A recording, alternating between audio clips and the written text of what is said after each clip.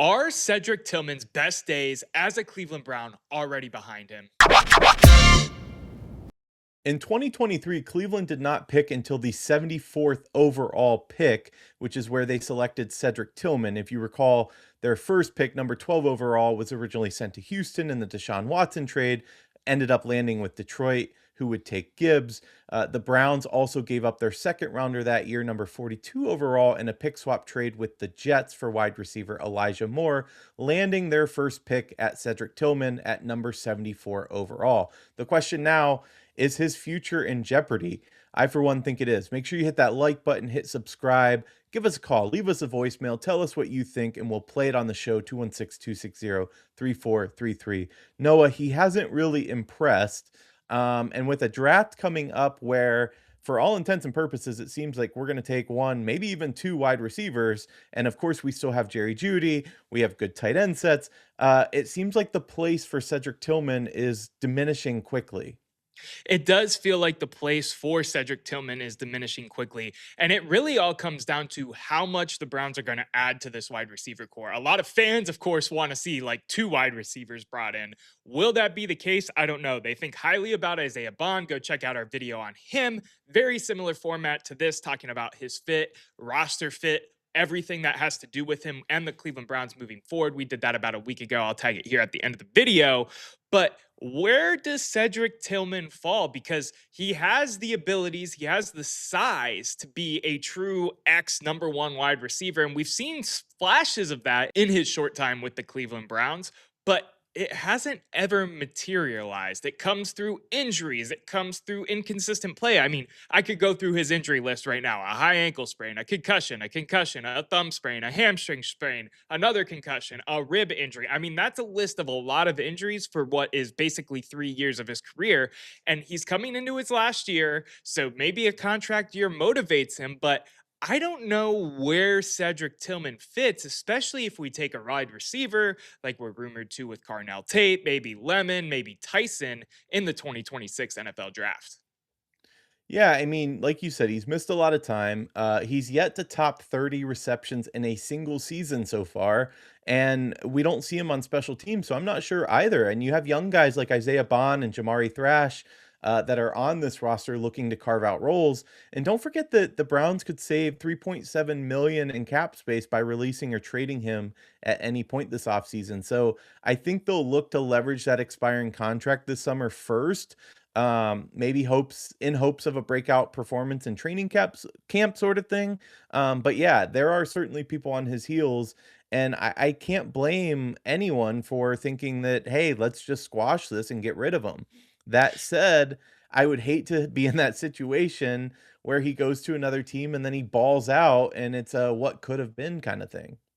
Yeah, I think we both would hate that because we've felt that pain multiple times as Cleveland sports fans, especially as Cleveland Browns fans. Let's take a little trip down his statistical memory lane because there's some stats that are good, there's some stats that are bad. His career stats aren't great, but there's some spurts, like I said. So let's just jump into what his career statistics look like. Was surprised how low this is. I don't know about you, Eric, but 38 games, 71 receptions, 833 yards, 5 touchdowns. Did not realize Cedric Tillman has yet to break 1,000 yards receiving in his NFL career. Is that a little crazy to you, or are you not surprised? I'm not really surprised. I mean, can you ever recall a time where he's just, balling out for several games? Like I said, he has failed to reach 30 receptions a season. He's been in the NFL 3 years, and I get it. Injury has barred him a lot of that way. But at this point, like, it's just an excuse. We talked a little bit, and we'll get into some of the other stats, Noah, but we talked a little bit about the makeup of this wideout room. Keep in mind, last year on the 53-man total roster, we only kept six wideouts. And currently, three are already reserved: Judy, Bond, and then Wallace, who was signed in free agency, with probably another spot or two for rookies. I mean, Tillman's going to be battling guys like Thrash, Corley, Gage, Larvidan, to even make the team. Like, I feel like he has such an uphill battle. And if we don't really see those flashes come into more of streaks, then I don't see that he has a place on this team. Like, we're already worried about injury history of some of the college guys we talk about.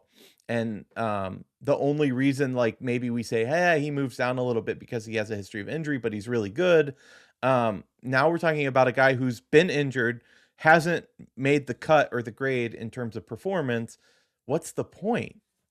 What is the point is the question we're trying to answer. Eric, you mentioned that have you really even seen spurts of him balling out? And I do remember one spurt. It was a really good spurt in a really bad season. And that was when famous Jameis Winston, E to W, was our quarterback and the starting quarterback.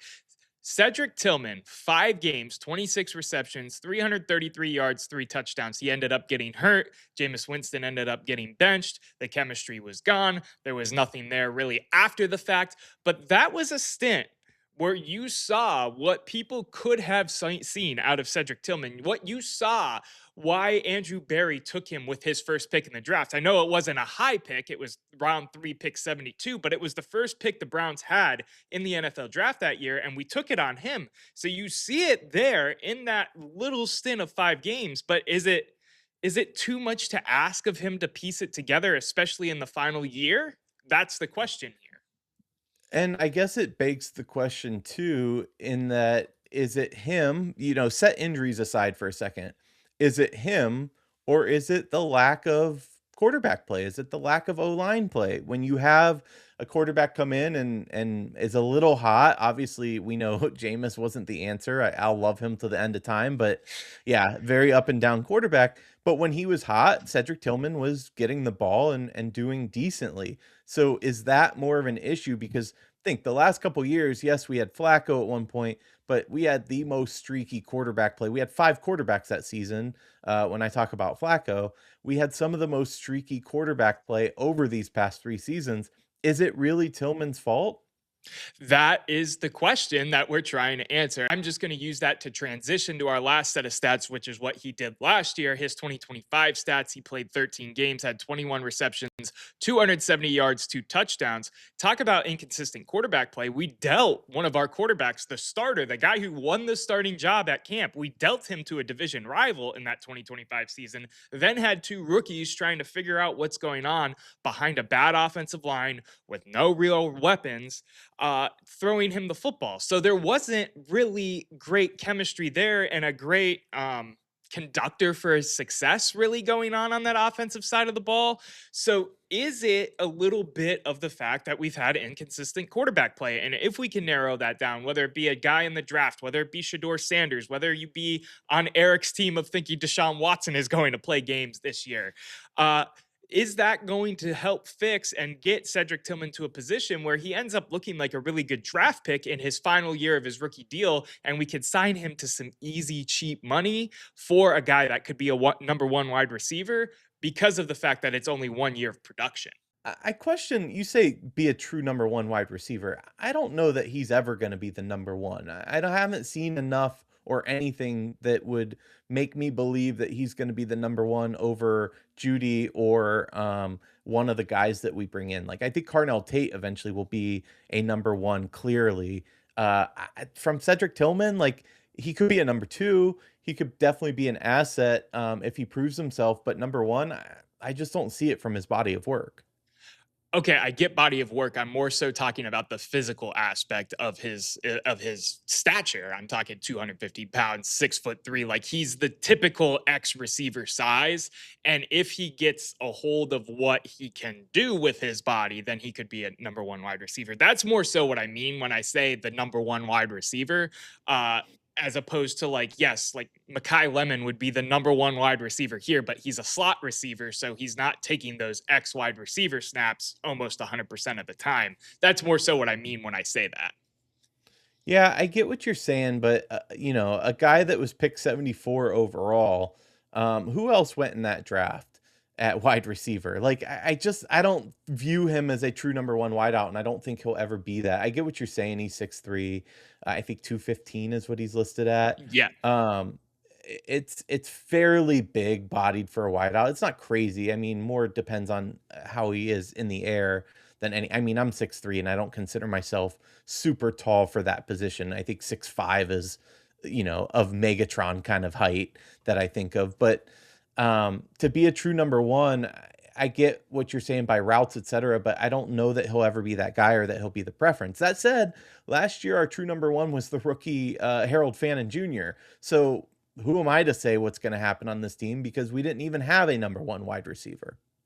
Yeah, that's exactly what I mean. And, I also wanted to look a little bit about, his background, his performance in college, because I think that's important to the conversation of Cedric Tillman because of the offense that Tennessee runs. So, for those who don't know, and I'm going to try to make this sound as simple as possible, Tennessee's offense relies on a lot of simple reads for the wide receiver, meaning they don't have to pick a bunch of different routes. It's normally one or two. That's about it.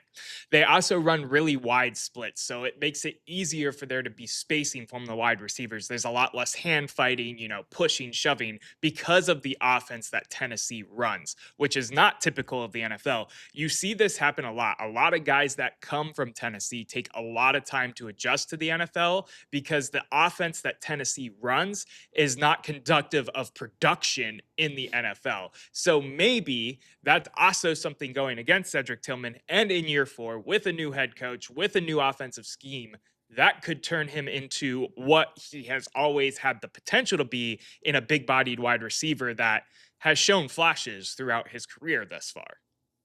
Yeah, I mean, I'll never miss a moment to remind our viewers that Tennessee is one of the most overrated programs in college football. I knew you Uh, were going to go there Ohio as State soon as I put brought up Tennessee. belt to ass in their run to a national championship. So that doesn't surprise me at all. Anyway, go on. Yeah, so that to me is another factor that could play in Cedric Tillman's favor in terms of exploding in his final year. I think about a lot of different players, a lot of different, prospects that come in, go have good careers, go have bad careers in the league. Sometimes it takes players time. Sometimes it takes players multiple teams to finally click and become a guy, especially in the NFL, because it's such an adjustment from the college level, depending on what background you have. Maybe that's a situation for Cedric Tillman. Maybe that's something that doesn't pan out for us, and he needs a second or a third team and some actual experience across the league before he turns into something more than what seems like maybe a fringe roster guy potentially at this point for the Cleveland Browns. But I think that there is an argument to be had that this could be a boom year for Cedric Tillman. Like, if they start talking highly about Cedric Tillman from these, the training camp stuff that we have going on right now, or actual training camp come, the summer, mini camp once the draft picks are here, and all of this kind of different stuff that they run throughout leading up to the NFL season. If they start talking high about him, I wouldn't be surprised because he has the body. We've seen he has the ability at times. Can he be consistent is the question.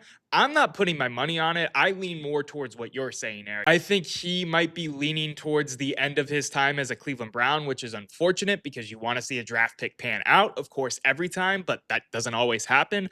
But there is ability and a chance for Cedric Tillman to carve a role and make a path to be one of the main offensive weapons for whoever's the quarterback in 2026.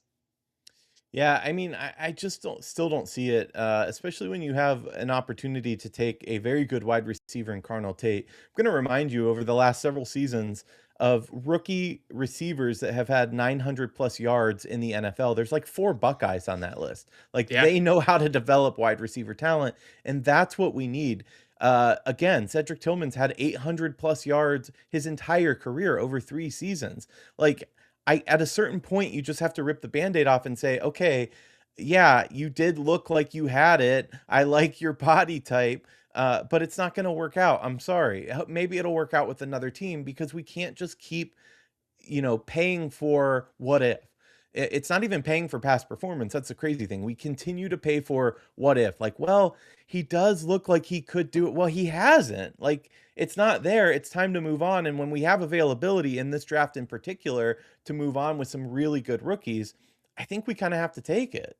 Yeah, I don't know if I think anything's going to really happen with his roster position this year. Like, I think he'll be on the 53 man no matter what, just because he is a third round pick. It is the last year of his deal. Maybe he does show some potential. I don't think we're going to see anything crazy happen with that. But I agree with you. Like, if you have names out there, like there's three wide receivers in this draft that we have talked about at length I mean, and I'm not just talking about we as in me and you. I mean, anybody who sits down and talks NFL football has talked about at length, probably on their shows, because of the level of prospects they are and could be, and And that's players they who? could be. What are the 3? Remind me. Makai Lemon, Jordan Tyson, and of course Carnell Tate, which you have said about 3 or 4 times now is the No, biggest I know. Buckeye fan in the world. My point is that you're still leaving out Denzel Boston, Omari Cooper. Like, this is a hell of a draft for wide receiver, and to potentially fill up some of that talent in later rounds as well, not necessarily just in the first round with those 2 picks that we have. So for me, you have 3 spots already taken for sure. You potentially add 2 more in the draft. That leaves 1 spot. I mean, he is fighting for his life. Let's be clear on that.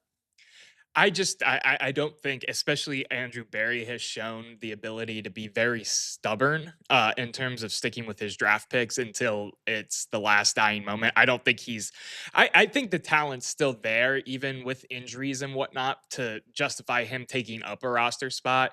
And remember, just because we carried 6 last year, that doesn't mean we only have to carry 6 this year. I don't think he's going to get cut. If he gets cut, I'd be really surprised just because he's on the last year of his rookie deal, basically. Well, we did have 5 quarterbacks on the roster at one point last year as well. So we will see. Time will tell. I do hope that they take somebody worth taking, though, in the draft. You know, Noah, if we come out of this draft and we didn't get a single top wideout that we've been talking about, I think that's rather a disappointment. I think it's a disappointment too. I think most Browns fans would be disappointed, barring a trade, right? Barring a trade for some of those names that Right. have been out there: Chris Olave, Marvin Harrison Jr. What's his name down in Jacksonville? Even though those rumors have been shut down, there's a lot of names out there in the free agency, or not the free agency, but the trade market that could become available at wide receiver, and then make your life easier in terms of not having to add one. And at the time of recording this, and at the time of posting this, the Browns haven't added a receiver. So, of course, our main talking point, our main want in the NFL draft is one of these top wide receivers that we've been talking about at length. And to rely on a guy like Cedric Tillman, I think is a little bit naive given the injury history, given the lack of production. Yes, there are some bright spots. Yes, if you keep him on your roster, maybe he booms in year 4 and you can sign him for a cheap deal, like I mentioned earlier. But to bank on that to be one of your top options here, it just doesn't make sense, especially when you've just invested in Isaiah Bond. You're not getting rid of Jerry Jeudy anytime soon. So really, where does he fall in? And we haven't even talked about Malachi Corley, who had himself a interesting gadget role in his first year as a Cleveland Brown. And he's a guy I'd like to see on the 53-man roster, even if it's the fringe end of roster type of wide receiver, comes in for an end around here or there. I think that makes a ton of sense. I think he's young and has the potential and fits the timeline of this team to maybe grow into something. I don't want to say anything crazy like a top wide receiver or anything, but a productive member of this offense. So let me summarize to end the show. Basically, Cedric Tillman is the DeJuan Jones of the wide receiver group. He's going to be on this roster, but you're not going to be able to rely on him not to be injured in this upcoming campaign. On that note, the debate never ends, but the show does for now. We'll see you next time.